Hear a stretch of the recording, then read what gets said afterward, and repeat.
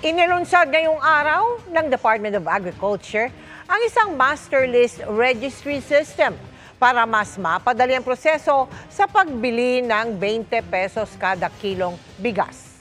Kung paano makakapagparehistro, alamin sa pagtutok ni Bernadette Reyes. Mano-mano naglilista ang mga bumibili ng 20 pesos kada kilong bigas sa mga kadiwa store.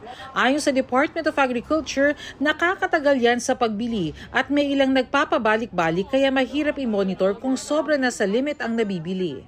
Kaya naman ngayong araw, formal nang inilunsad ng DA ang Master List Registry System kung saan maaari magrehistro ang mga benepisyaryo sa mga piling P20 bigas outlet. Sa susunod, maaari niya rin magparehistro sa mga LGU, mga piling paaralan, maging online sa pamamagitan ng government app gaya ng egov.ph. Kailangan lang magdala ng ID at kapag rehistrado na, may ibibigay na QR code na gagamitin tuwing bibili ng 20 bigas. Target ng pamahalaan na maabot ang 15 million na household sa taong 2026. Layunin ng registry system na ito na mas mapabilis at mapadali ang pagkakailangan ng mga qualified beneficiaries. Kailangan magkaroon kayo ng QR code para makapag-avail ng 20 peso rice for starting January 2026 hanggang June 2028. Sa gitna niyan, sinisikap din daw ng DA na gawing mas abot kaya ang presyo ng ilang bilihin tulad ng karning baboy, sibuyas at carrots na mataas ang presyo dahil sa mahigpit na supply. Ang pulang sibuyas halimbawa umaabot ng 300 pesos kada kilo o higit pa kapresyo na ng 1 kilong baboy. Paisa-isa na lang po yung binibili, lalo na po yung sibuyas, napakamahal ngayon. Sobrang magastos.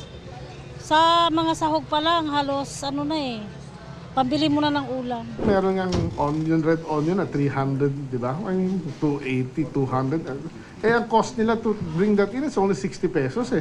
Abuso naman yun. DA will ask for show cost and maybe DTI also. Pero ang police powers ito sa DTI actually, nila sa amin. But kung matrace namin saan naman galing yung imported na item na binibenta na mataas, malamang isuspend namin yung importation privilege ng kumpanya na yon. Pagpasok ng Disyembre, magtatakda ng maximum suggested retail price ang DA sa ilang bilihin.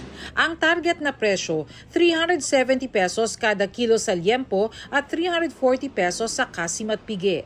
120 pesos naman sa imported at local na sibuyas na puti at pula, 120 pesos din sa carrots. Pero daing na mga nagtitinda sa Litex Market sa Quezon City, mahirap ibenta sa ganitong presyo kung wala namang mapagkukunan ng mas mura. Kung may magbibigay sa amin ng mas mababa, like kung 100, siguro kakayanin. Pero ngayon kasi mataas talaga yung kuha namin ngayon. Nagre-range po ng 270. Paano mabibenta namin ng 120? Magde-deliver sa amin ng baboy kung magkano presyo bigay nila. Pero yung presyo ng gano'n, kaya namin benta. Sa Marikina Public Market naman, may nagbebenta na ng imported na sibuyas sa halagang 120 pesos kada kilo. Pero hindi raw nila kayang iparehas ang presyo ng local na sibuyas. Paiba po araw-araw ang presyo namin eh. Hindi po pwedeng iparehas sa 120. Para sa GMA Integrated News, Bernadette Reyes, nakatutok 24 oras.